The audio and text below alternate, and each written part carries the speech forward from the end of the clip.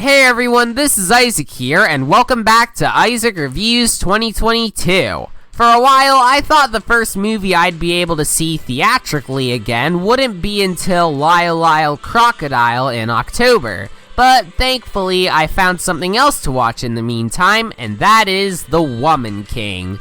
I didn't know much about the film at first, other than the fact that it had some notable names in the cast like Viola Davis and John Boyega, and it would be based on a true story set in the former African country of Dahomey, present-day Benin, or Benin, or however you pronounce it, and it would center around its all-female warrior group, the Agoji.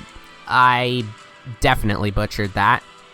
Or at least it's supposed to be based on that story, because upon doing some research, I discovered that the film seemed like it'd be leaving out some important parts of history. I mean, yeah, it is true that sometimes there'll be some artistic liberties when adapting real events to the big screen, but when the trailer didn't seem to bring up how the Dahomey people were known for enslaving and selling their own people, that does come across as a bit worrying.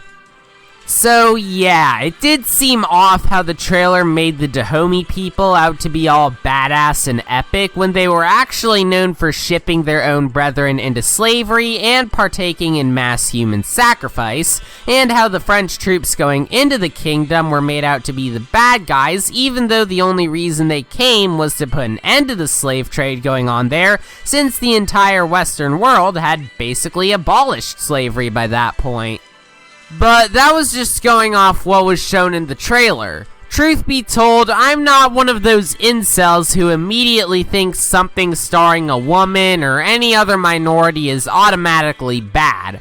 Okay, maybe I'm wrong since I thought these movies were terrible, but just having these sort of people existing and treating them like normal people is perfectly fine. And given the glowing critical reception that The Woman King got, this was a sign that maybe the movie could be good. And was it?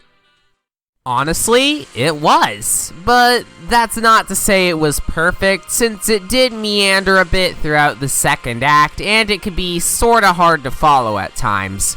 But the writing and pacing are my only major gripes with the movie, as the rest was a very worthwhile experience.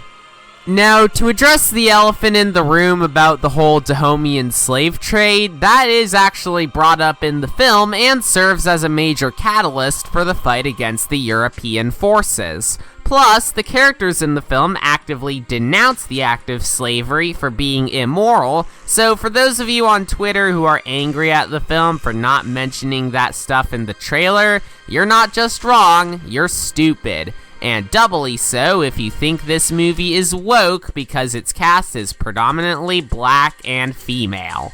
But back on track, one of The Woman King's strongest outputs is with its cast, especially Viola Davis. And I also really liked the performances from Thuso Mbedu and Lashana Lynch. Along with the great cast, the action scenes were really exciting, especially the one at the start of the film and the one towards the end.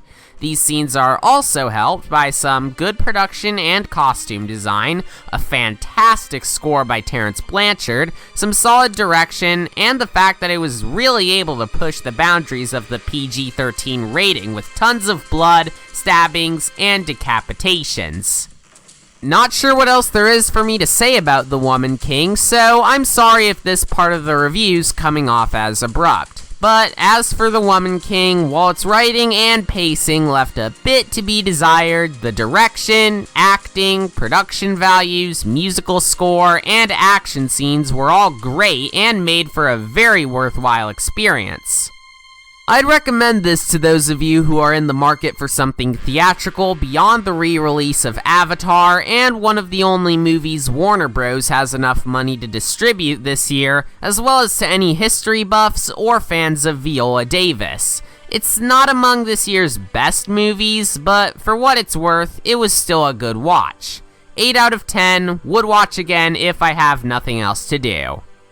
Next time, I'll be reviewing Disney Plus's Hocus Pocus 2. I remember watching the original Hocus Pocus a few years back, but I barely remember anything about it.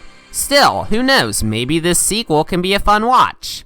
Anyways, thanks for watching this episode of Isaac Reviews 2022. Make sure to like the video and subscribe for more content like this, and I'll see you all next time. Bye!